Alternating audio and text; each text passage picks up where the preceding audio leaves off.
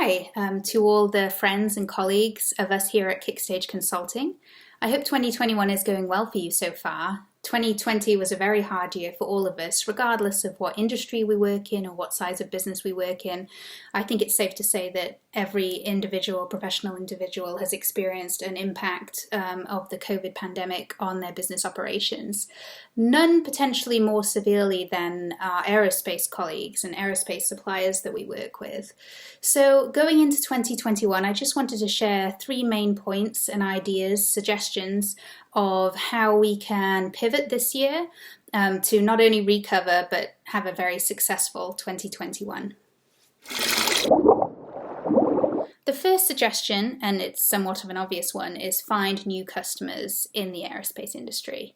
Now, the impact of the pandemic was pretty broad spread across the whole aerospace industry based on the dramatic and unexpected reduction in air travel in 2020.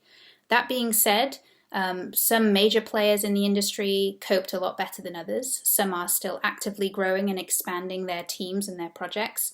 As we look forward into 2021 and the obvious rebound that's going to happen, companies are looking to ensure they have the capacity to meet the demand and, exceed in 2021 and going forward.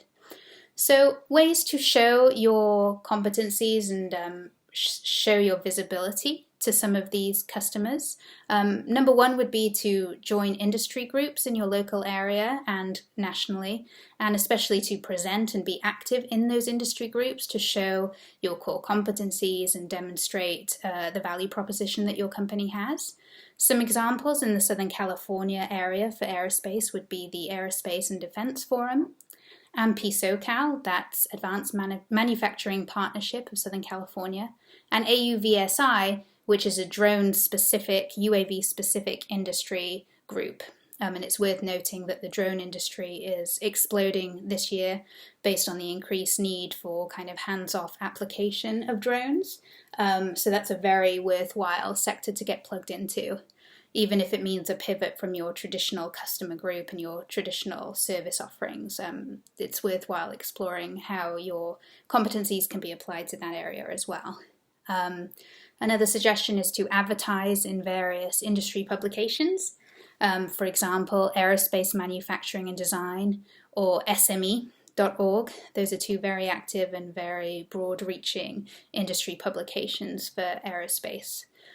And finally, to register with supplier databases and brokers. So those are databases and companies that aggregate supplier information such that when a customer is actively searching for competencies and offerings, they will be able to reference a wide portfolio and a wide spreadsheet of various suppliers that could meet their needs.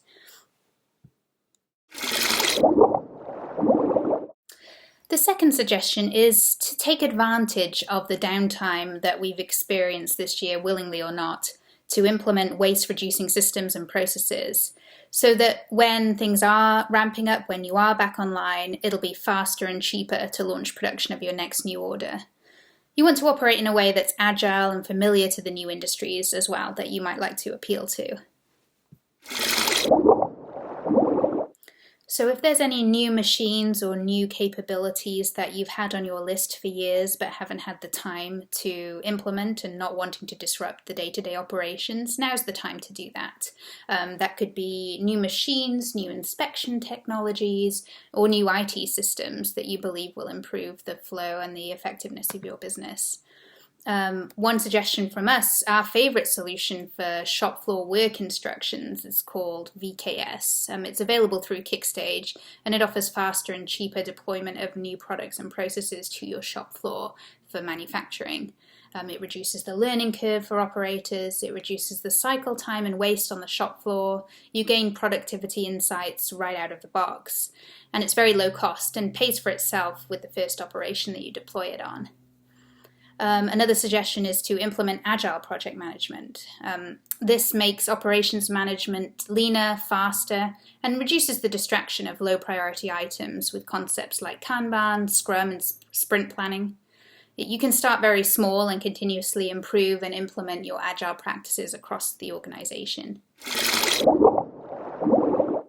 It's also a very good time to take a step back and write a 5-year strategic plan for your business, how you plan to grow and pivot so that you achieve success once the rebound from COVID and the effects of COVID are behind us. It's often very hard to do that during the tactical day-to-day running of your business. So if you have experienced a lull, it's the perfect time to plan so you can come out stronger on the other side. Another suggestion is to develop a robust and agile load and capacity management plan. From our experience across various OEMs, they consistently report this as the leading weakness that plagues their suppliers.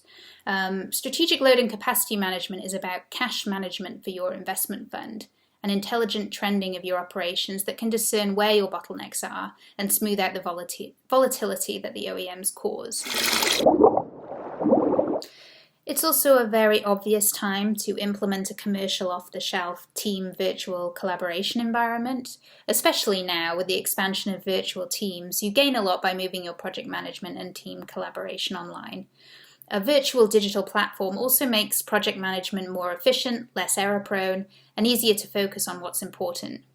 We personally at KickStage use Asana for its ability to completely contain all the communication and collaboration cleanly and seamlessly without having to rely on email, where things can often get lost or overlooked.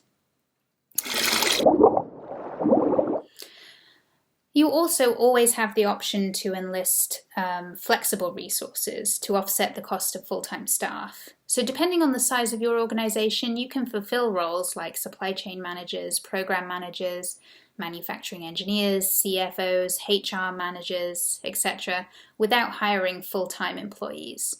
Besides saving money, this also has the advantage of leveraging experts always in tune with the latest world-class strategies in their field, and it lowers the risk that you have of hiring the wrong person, as you can end your service anytime without risk. Our final suggestion is to address needs in a different industry. So your capabilities and core competencies may well apply to different industries and sectors that you haven't thought of before. For example, it's not an aerospace example, but one of our clients, Neopenda, make neonatal health monitoring systems for developing nations. And when COVID hit, they actually saw an increased need for adult health monitoring services and systems, and actually pivoted their product line to support that need and address a new market. Another example, as was touched upon earlier, is the drone industry. So the drone services market size is expected to grow to $63.6 billion by 2025. And oftentimes the requirements, capabilities and competencies required by drone operators and drone supply chains is very similar to aerospace, more traditional aerospace supply chains. You can show off your capabilities at the most relevant drone industrial trade shows, specifically the Exponential Conference, which is organized annually by AUVSI. And just to re-emphasize, if you register with supply chain brokers, you can receive listings of prospective customers that are based on the suggested applicability of your capabilities to alternative markets. Thank you very much for your time today. I wish you the best of luck for 2021 and onwards, and I look forward to hearing how it's going.